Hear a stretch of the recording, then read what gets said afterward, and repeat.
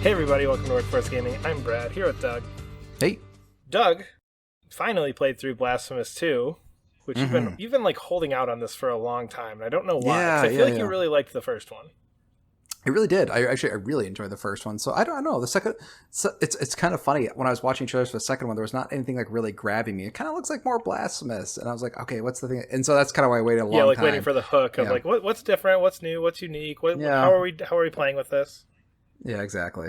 So it took me a long time, and then I finished it, and I found out there really wasn't a hook. Interesting. Okay, so it was just basically. So Blasphemous 1 you really liked. This was just more Blasphemous 1. No real changes, but we don't not as cool on this one? No. So the thing so Blasphemous 1 has this sort of jankiness to it that and that's the thing. It's like it's kind of like when people were talking about The Last Guardian. It's like, is the jankiness on purpose? But like there's something to the jankiness that made it feel like a little bit unique. It felt more Dark Souls Metroidvania than I think even like Hollow Knight did, because like your battles are like very sort of like, things, but there was like let's just say like compared to other Metroidvania games, it wasn't as fast. Your character didn't move as well, blah blah blah. Like it just felt a little bit different. So the thing with Blasphemous 2 is that they quote unquote like fixed it, so it feels really really good to play.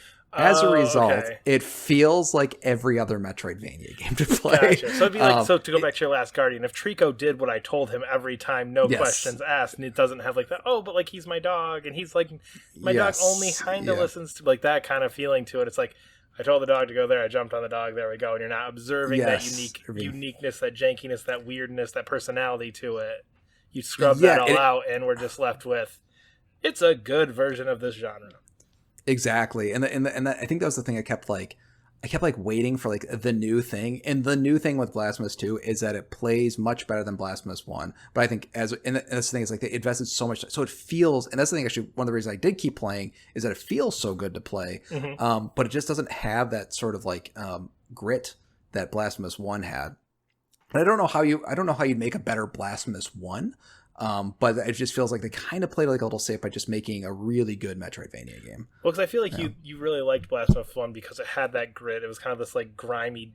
I didn't play it, but I feel like you like in my mind I remember you describing it as like, it's just like it's dirty, everything's nasty, like the story's like nasty, this is nasty, like everything's screwing with you, right? Yeah. And then the gameplay kind of leaned into that and it's like, but the gameplay feels like that. Like the story's doing this. It's all this grit and grime, and just that is this game.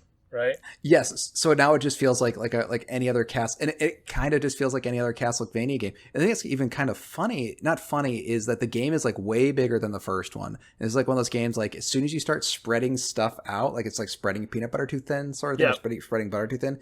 It feels like that. So this is gonna sound really dumb, but I kept thinking it's like this doesn't feel as blasphemous as the first Blasphemous. in like, I mean, I'm not really religious anymore, but the first Blasphemous, I was like, this is like a little gritty. Like I think I'd feel real bad if I played this in high school. But it's funny. But the thing is, because Blasphemous, like the first one's like a much denser game, you saw a lot of like weird, kind of cruel, sort of like weird biting things, like much quicker. And in this one, because they sort of spread that out, they do still have those kind of like characters who are suffering from this thing called the miracle, which is kind of a fun idea. But they sort of spread those characters out more. So most of your game is just kind of like just killing regular enemies in between seeing the kind of cool, unique thing that makes Blasphemous, which is the characters you talk to, some of the bosses you fight, that sort of thing. Yeah. So it just because it sort of like spread itself out, it just felt like a lot cleaner. It just didn't feel as... And again, like it is funny because the main plot is so Blasphemous. The whole thing with Blasphemous in general is that there's something called the miracle that happens in this universe where it basically makes your sin real. Like, and then you are sort of like punished. How do you say this? If you are sinning, it's kind of like that those people who like hit themselves really hard with like whips, self-flagellation sort of thing. Yeah. So it's kind of like that concept, but like this miracle makes people suffer in these like really fucked up and weird ways. So in the first game, you get rid of the miracle. In the second game, the miracle came back. And it's like kind of the same plot a little bit. So you're still seeing a lot of similar stuff. But I think it was just like, it just felt so similar to the first game too. Like even the story was just kind of like, okay, so the miracle's back, and then I guess we're gonna do some stuff. You get to see some like weird guys, but just like for some reason it felt a lot more toothless. Is that the way to put it? Well, yeah, because I think it's the like, you're not evolving from this. You're just showing me again. Yeah. It's like, oh, okay, this time instead of like the forest, I'm in the jungle. Like, you're kind of playing with the same thing, so it doesn't quite have that impact because I've seen this kind of thing before. Yeah, I guess the thing I was trying to get to before is that it does start out you're trying to kill a miracle child, which is kind of fucked up. Like you're trying to basically stop a miracle child from being born, which is like kind of blasphemous. But it does. But again, it kind of loses its bite. Like the enemies aren't as like interesting. Like they have a lot more boss battles now. But the bosses themselves, I think if you go back to our original review, like each of them had this like really kind of unique look to them, or this unique thing to them. And this game just like, I just felt like they just didn't as much. What they did though is they had mechanically much better fights with like one-on-one characters, but the one-on-one fights are just like, they're not as like cool as fighting a giant baby or fighting a weird dead priest who's like a hanging skeleton thing like the first thing. It's like they made a better game. It just doesn't, because that's what I'm getting right now is I think I played maybe an hour of Blasphemous 1 and was just kind of like not for me, for I don't even remember what reason, so it was like 3 or 4 years ago at this point, but I played like an hour. I feel like if I jumped into this I'd be like, oh, this feels really good. This is very cool. It feels like one of those sequels where it's like almost not designed for the people who played the first one. It's like, no. The first one like showed that we had some great things here. So if we just like fine tune this thing, we put it out again, only 200,000 people played that first one. We could get the name recognition alone gets those people back, and we got a bunch of requests for it, and we've got 3 years of all this. We could get 4 times the player. So it's like, okay, like we can redo that because of that. It did. There was points in the game I was like, man, Brad would probably really like this game. And it's easier too. It's like not as hard as the first one. Better. Yeah. So and there's like a lot of things like I think like actually Brad would really like this stuff. But I mean, to me, I like a little jankiness in my games sometimes if it makes it feel different. So I think that's just kind of what I came away with. It just kind of like, I don't know. It to me, it felt like it kind of wiped away what I like. Not necessarily what I liked about Blasphemous, but what made Blasphemous feel Blasphemous.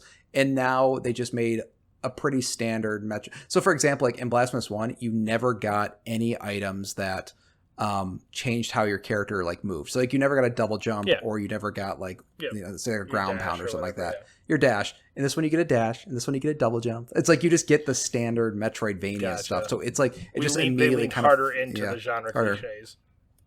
Yeah, exactly. And so like the only thing it has left is like its motif, but the motif and story is so similar to the first game. It's like, you might as well just go play the first game. Yeah. I was actually listening to my Blasphemous 1 review, trying to see if I could pull anything different to talk about for Blasphemous 2. And I really couldn't. Like, I really think like if you listen to my Blasphemous 1 review, how I like the setting and stuff, it's like, well, it's the same setting. It's the same kind of characters. The same thing. It's a Blasphemous 2 is a better game.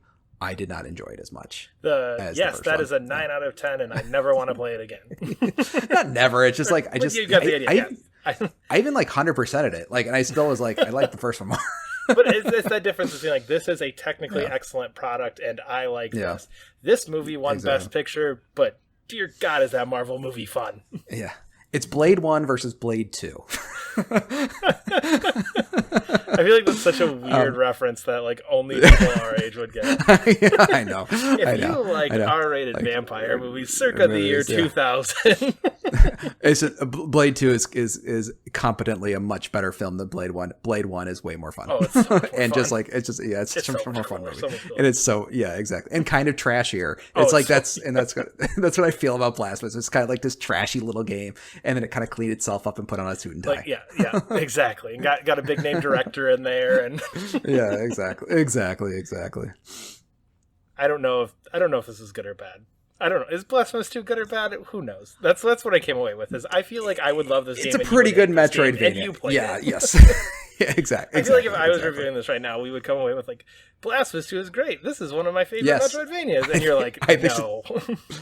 Yeah, I actually do think you'd enjoy it quite a bit because it doesn't have that grossness or grit, that gameplay grit. Yeah. Well, who knows? We are Workforce Gaming. Leave a comment below. Subscribe to our channel. There's a link to Sports and Coffee as well. We'll see you later. Bye.